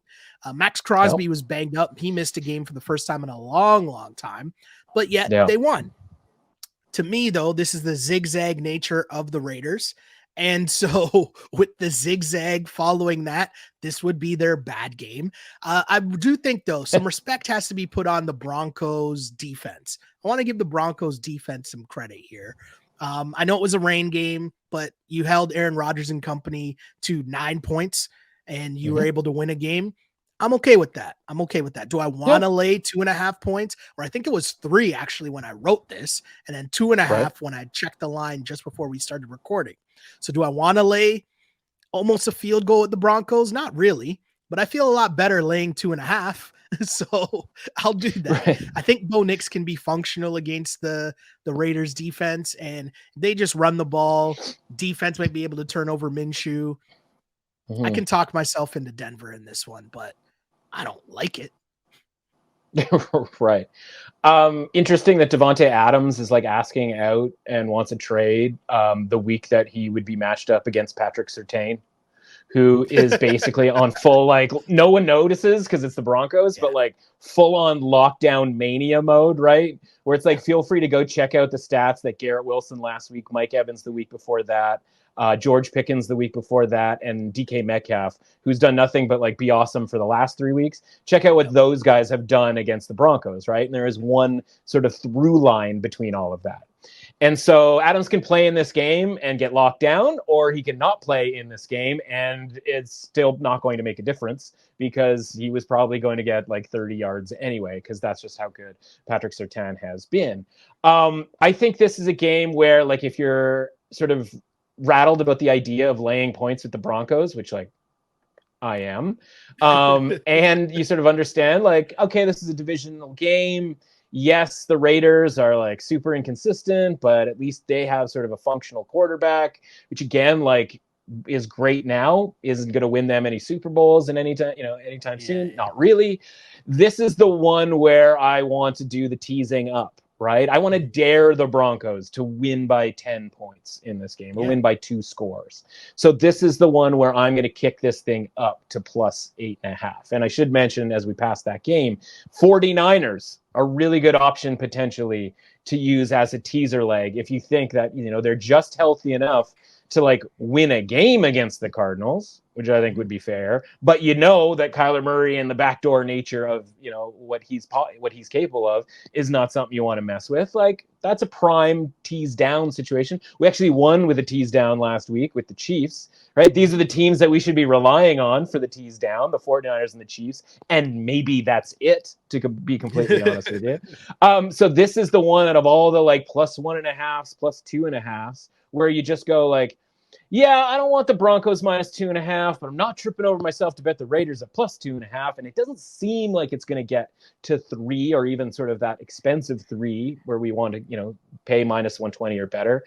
I'm just going to tease this up. I'm just going to tease this up to plus 8.5 and be like, you know what? If the Broncos can score, like, what's the amount of points the Broncos are going to score in this game, right? Like, I know they had a nice sort of offensive, quote unquote, explosion against the Buccaneers 2 weeks ago, but like, this is still a team that's like 13 to 17 points expectation on a week-to-week basis. And it's like, when you're getting 8.5 points and you have a guy who can at least throw the ball around in Gardner Minshew, you should be able to stay like in touch in this game, if not win this game outright, by the way, because the Raiders have done well against the Broncos in the last few seasons. Yeah. A game that I'll be honest to not pay a lot of attention to. Yeah, I mean, you're going to be locked in on the big game of the day, which is obviously Giants and Seahawks during the 4:00 window. Oh no, sorry, 49ers. The 49ers are the game at 4:00 that you're going to be fired up about. Yeah, very true. Yeah. Before we get to the Seahawks, though, we got the Packers, who are laying 3 points on the road in LA against the Rams. The Rams find themselves as 3-point dogs in back-to-back weeks, which is just weird. But Jordan Love is back. Took them a while to get the offense going, but they did eventually against Minnesota. And I mean, already, I know as of last night, I feel like this line was at 3.5, and it's been bet down to 3. That's right.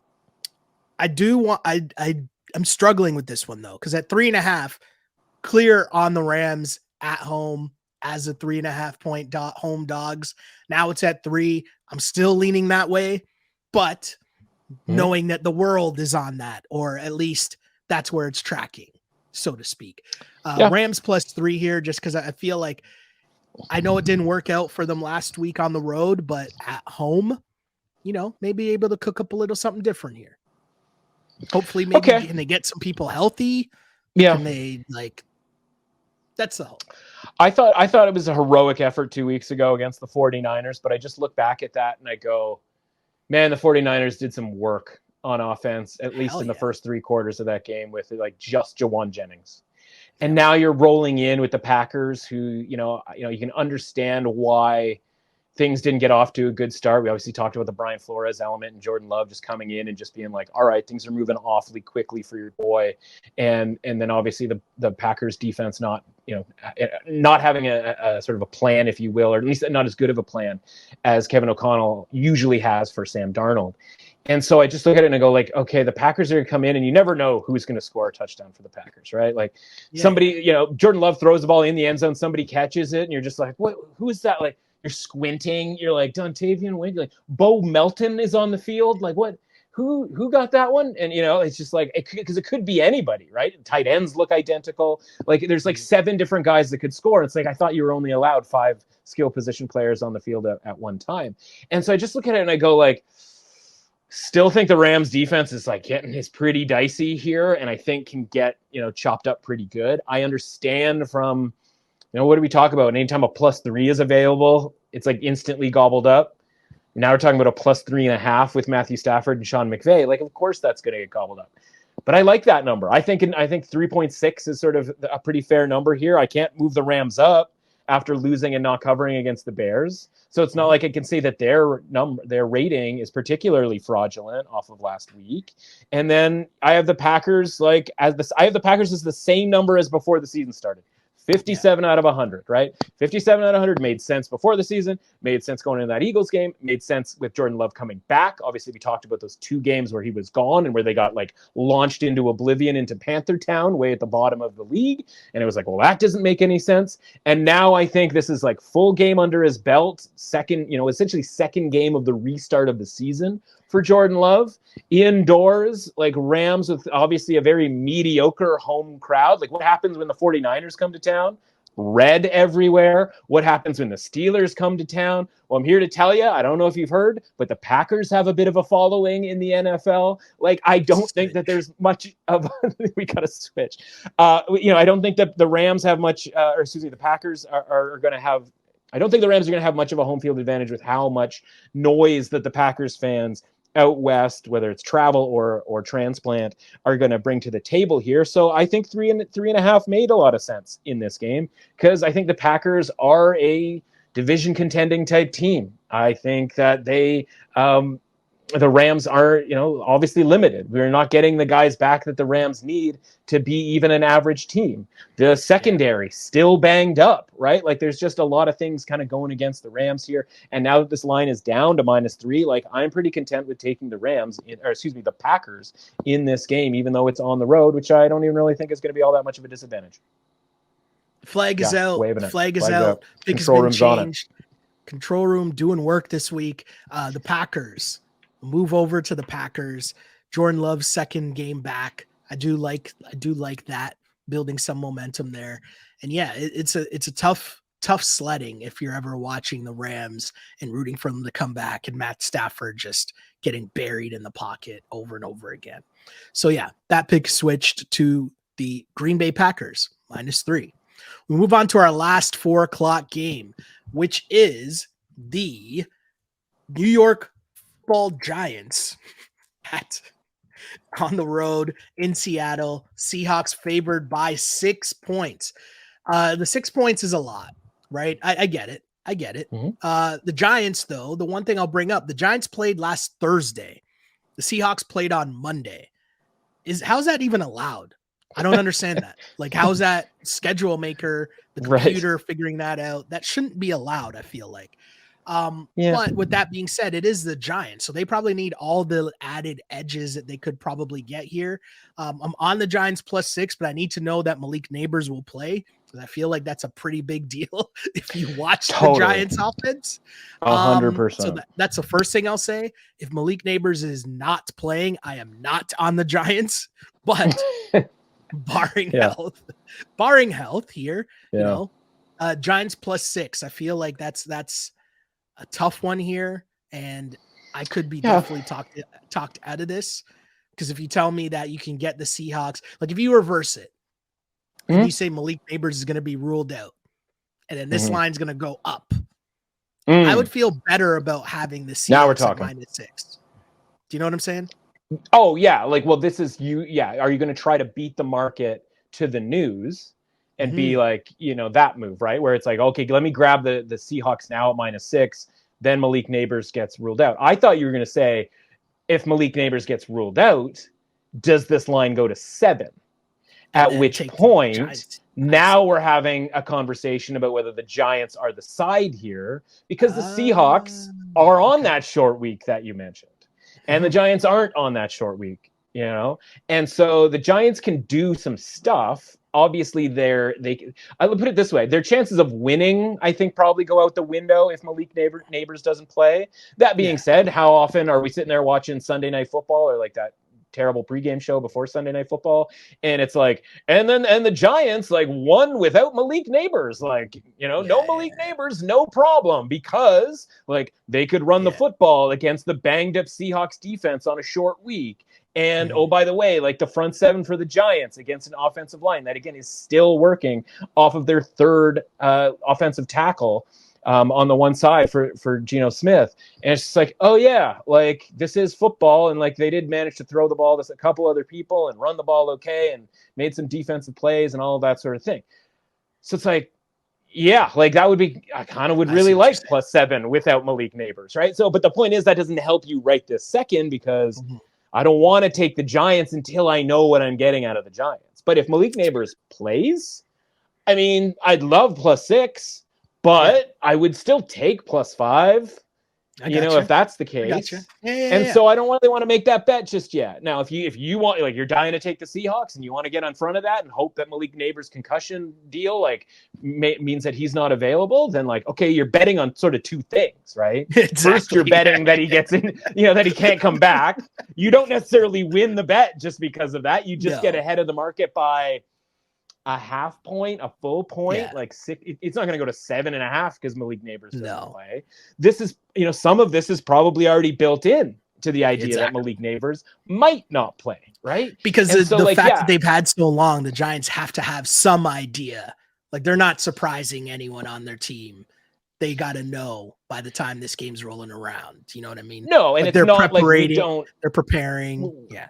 Right. We all saw that he got hurt. So it's like the market knows there's a possibility he's not going to play. So they're not just going to be like handing out Seahawks -5 like it's a Halloween treat, right? They're just going to be like, you know what? Let's just throw this on 6 and like we'll see what we got to do. If we have to go another half point because Nabers gets ruled out, or maybe a full point. But I promise you, as soon as it gets, I shouldn't say promise, I would put money on, speaking of betting on things that aren't actually the game, I would bet that if this ever went to 7 because Nabers got ruled out, it would be like the Giants +7 would be taken very, very quickly. Okay. Like I think people have interest in the Giants at +7, even if Malik Nabers gets ruled out, because of how banged up the Seahawks are. And they played a lot of plays. On Monday night. As a tough game. Totally. Okay. Right? They honestly would have been better off like getting blown out in that game. Yeah. Right. Where it's just like, oh, like we saw with Buffalo, you talk about like physicality in that game. It's like, yeah, well, the last 7.5 minutes, like Mitch Trubisky was out there. Right. So it wasn't like, oh, they played like 70 plays on either side. It was like, well, one of the plays was Derrick Henry running for 80 yards. So like that was, as much as that sucked for Buffalo, it wasn't like they weren't worn out by that play. And then the last 7.5 minutes, they didn't even, the Josh Allen wasn't even out there. Like the Seahawks and the Lions obviously were scrapping it out to the very end. And the Lions get to have the week off. And as you mentioned, Seahawks have to come home and play a team that is like, if they wanted to, they could have been sitting there in Seattle waiting for them. For the record, I lost a very hefty parlay just needing a Josh Allen anytime touchdown. So watching Mitch Trubisky come in for the end of that game. Sure. I mean, tough scene. Yeah. Which is why parlays are not the way to go, kids. Don't do it. The lesson here, kids. That's the lesson. Yeah. But yes, Giants +6 is the bet, kids. Giants +6. Seahawks offense, by the way, played 78 plays in that game. Yeah, their offense. And you're sitting there going like, well, it's their offense, right? Like a lot of times you think of like, oh, the defense gets worn down by like plays. Like offensive line, like just taking Aiden Hutchinson to the face for 78 plays in that game. Like, now all of a sudden it's Brian Burns and it's Kayvon Thibodeau and it's Dexter Lawrence, hopefully. That's a lot. That's a lot for them. It is definitely a lot. As we move on to Sunday Night Football, the Cowboys at the Steelers. Steelers are at home and laying 2.5 points. Steelers came back down to earth a little bit after they got flaccoed last week, losing to the Colts. The Cowboys, on the other hand, they also played last Thursday. They also, right? Yep. They won. I can't really say that they looked great in beating the Giants, but they won, which is what they desperately needed. Can they move the ball against the Steelers defense is the question. Can the Cowboys defense stop anybody? These are the questions we ask here, as sometimes Justin Fields leading that offense proves to be anybody for the Steelers. Either way here, I'm going to take the 2.5 points with the Dallas Cowboys here on the road. I just feel like, I don't know with the Steelers here. I don't know what to make of them fully. How much of, forget about their record, but even just their first couple of weeks has just been a mirage. And what are they really? I know they have a really good defense, but beyond that, if I'm asking you to cover almost a field goal, I got to have a little more faith in your offense to be able to put up points. So for that reason, I'm on the Cowboys.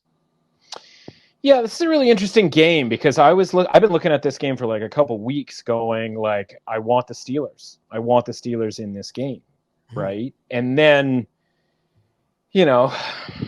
obviously things happen and games get played, and the idea of the Steelers being a home underdog in this game to Dallas goes away because the Steelers end up playing pretty good football and the Cowboys don't. And now all of a sudden you're sitting there going like, oh, Steelers -2.5. Because even last week, this game was a pick'em. Ooh. Right? Where it's like, okay, like that I can get behind. And no one has a bigger like fluctuation in their rating on a week to week than the Cowboys, right? Because we always talk about the idea of the public team, right? Yep. But like the thing with the public team, especially now in the last like 10 years, is it used to be like people wanted to blindly bet on that team, right? The Cowboys, sort of the hot button Packers at times, even the Steelers. Patriots. I mean, Patriots are always a bit different because they were always just good. Of course you would want to you'd want to bet on them for that reason. Yeah.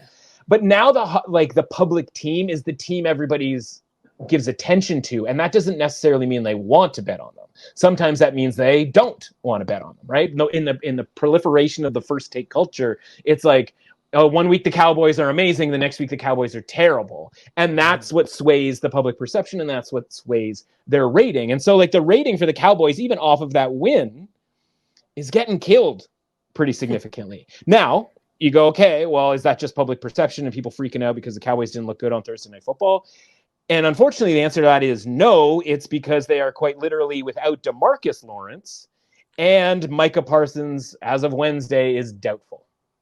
Oof. And when you remove those two guys, right? For the Cowboys, you're just like, oh, man, because what's left? Like KJ Henry, Mozzie Smith, Osa Odigwezuwa, Marshawn Nealand, Damone Clark, the corpse of Eric Kendricks, DeMarvion Overshone, something called Kalen Carson, who's also questionable, by the way, Donovan Wilson, Malik Hooker, and Trayvon Diggs and Jordan Lewis. That's the Cowboys defense without those two guys in there.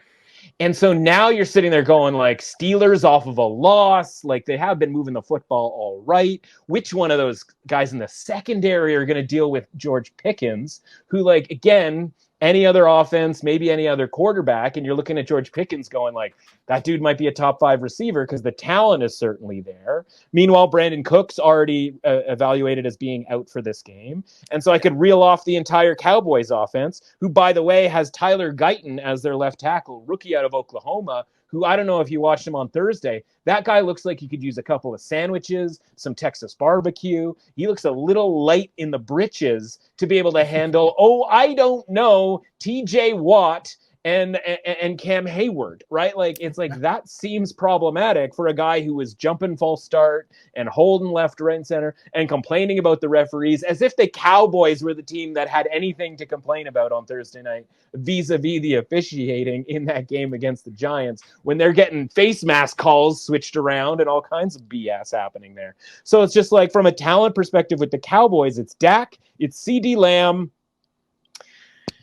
and my man, I think that's just kind of it, right? Because it's like, what are we looking for out of Jalen Tolbert and Rico Dowdle, you know? And Jake Ferguson used to be a thing, but apparently not anymore, right? So it's just like, yeah, I can see why the market and odds makers are now making the Steelers a favorite. And as much as last week was that classic Mike Tomlin, we're 3-0, we're going on the road, and like we're feeling pretty good about ourselves. Like maybe the defense isn't super buttoned up. And oh, by the way, we also have to go against Joe Flacco, which is the exact opposite of what they would have prepared for during the week, right? You're preparing for Anthony Richardson, which is a considerable different thing. And now it's, oh, you lost. All right, Tomlin's attention. The standard is the standard. And I think the Cowboys are a pretty easy team to prepare for at this point. So, yeah, man, I like the Steelers in this game. Like weeks ago, I thought we'd be getting a point or two, even pick them going into last week. Yeah, we're giving up that 2.5 points. You know, it's a little bit like the Vikings, where it's like, yeah, I'm not getting the price that I want. But unlike the Vikings, I can see why the number has been sort of altered in the way that it has been because of those defensive injuries that the Cowboys have. No, I'm with you. I'm with you. He's flipping. The big thing here with the Cowboys is just they're already not good to begin with. They're not that good to begin with. And then now you're taking away like Micah Parsons in a walking boot. That doesn't lead me to believe that Micah Parsons is going to be able to play. So that's just my thought process there. And once you remove him from their defense, that's already getting shredded. Yeah, that's a problem. Could be boot and scooter on Monday for Micah Parsons. Just running the ball in defense, the Steelers at home, running the ball in defense. We've seen that recipe before. So with that said, all right, cool. You got me. Steelers -2.5. That pick has been switched. And we got one more game, kids. One more game. And it is Monday Night Football.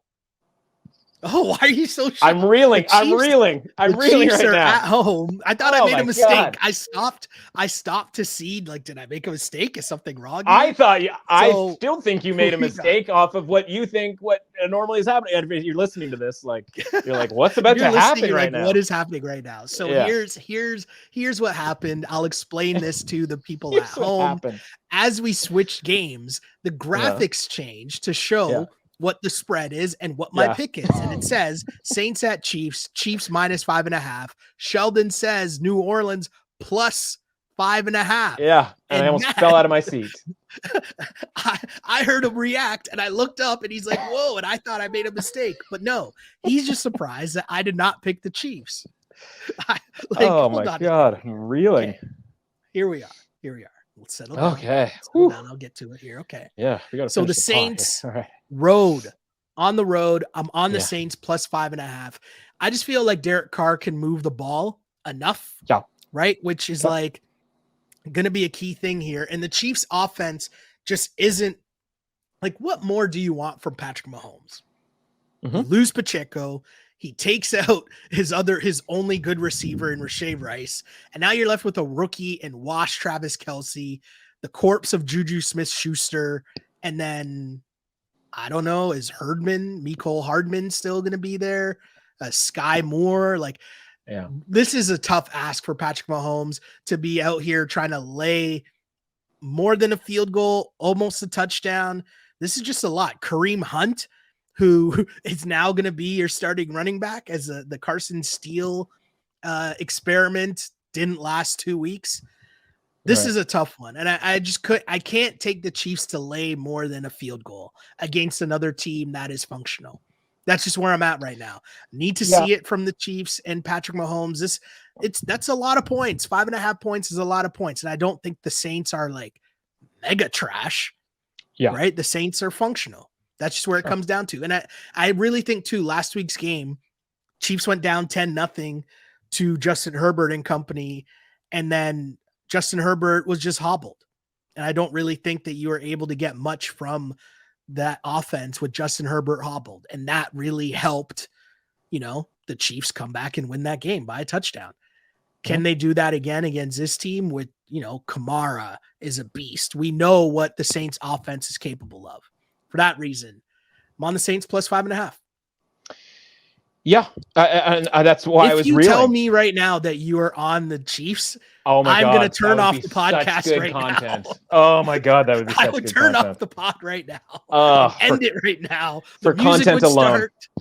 For content alone, I mean, that's essentially the like season finale or series finale of The Sopranos, right? Where it's like you talk one day, like we're not even going to tell people like that the pod just ends and it just goes to black whenever like, yeah, you go against the Chiefs and then I say I'm on the Chiefs and it just goes to black and people would be like, did my power go out? Like what happened? You're like, well, it's on your phone. Like power doesn't really go out on your phone. No, I'm with you. I mean, listen, it's the same story all the time, right? Where it's like, yeah, Chiefs aren't gonna cover a number, or they're probably not gonna cover a number. Sometimes they do, but like it's certainly not a profitable thing at this pricing.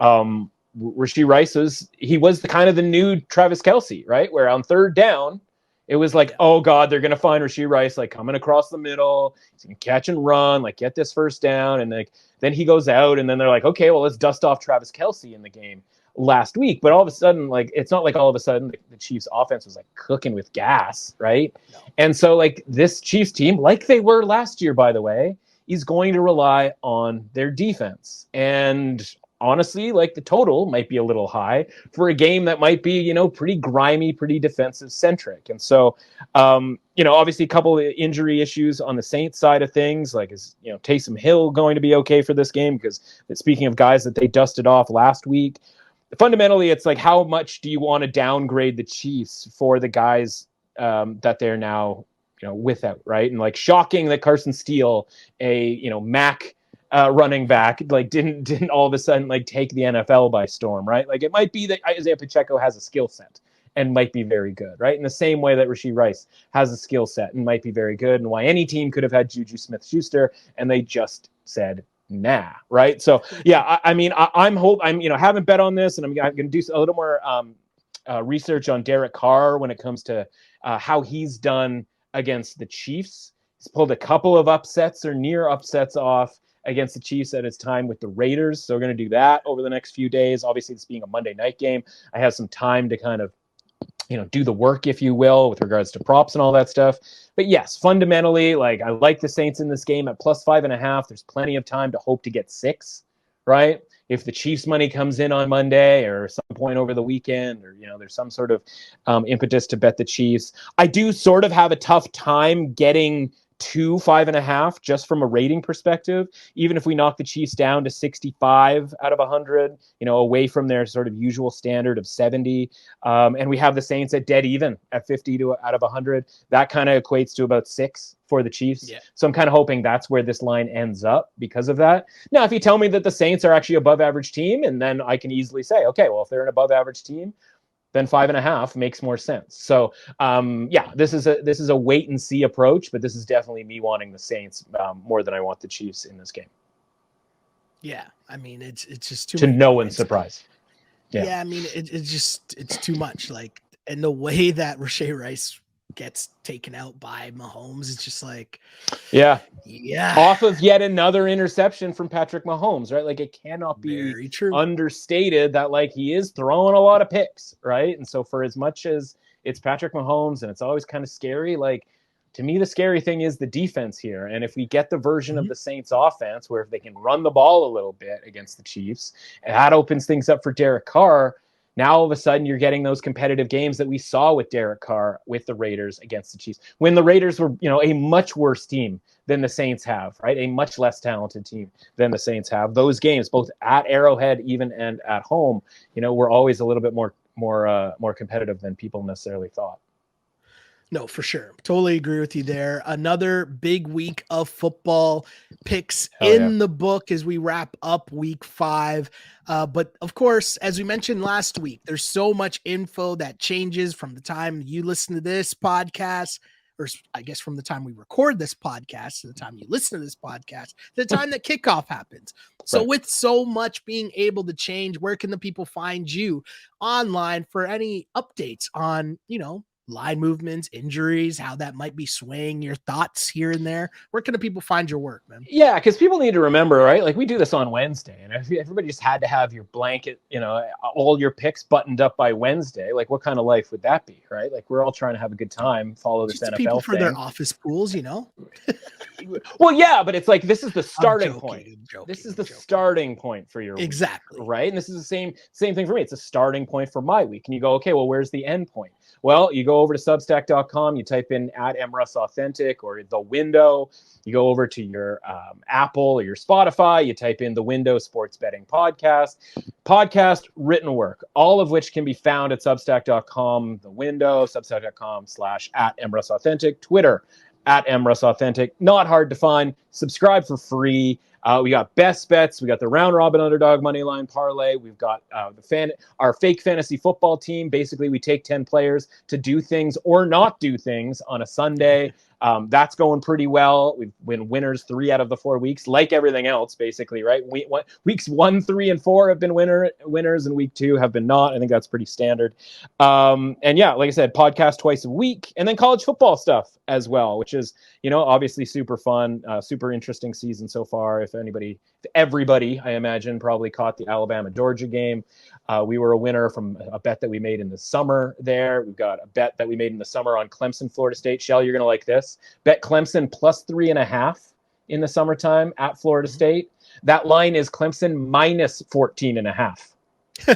That's an 18-point value from something that we did a month ago. And so that was given out on the podcast back in August. So that's the kind of thing. And like I said, you can subscribe for free.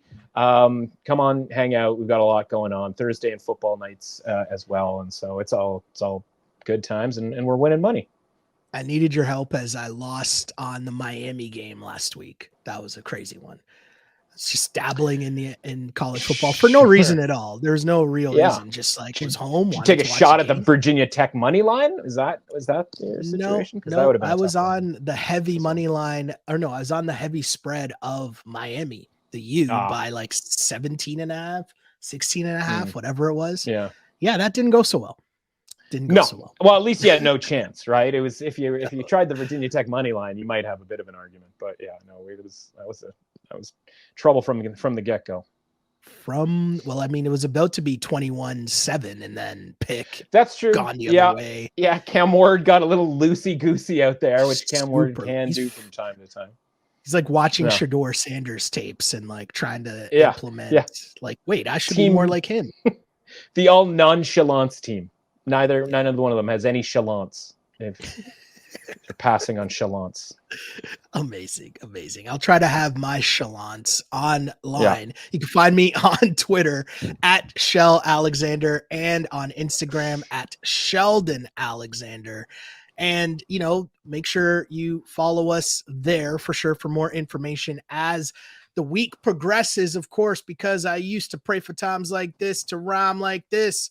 This is a Clutch Picks betting podcast, as always, unpolished and unapologetic wherever you get your podcasts. Until next time, see ya.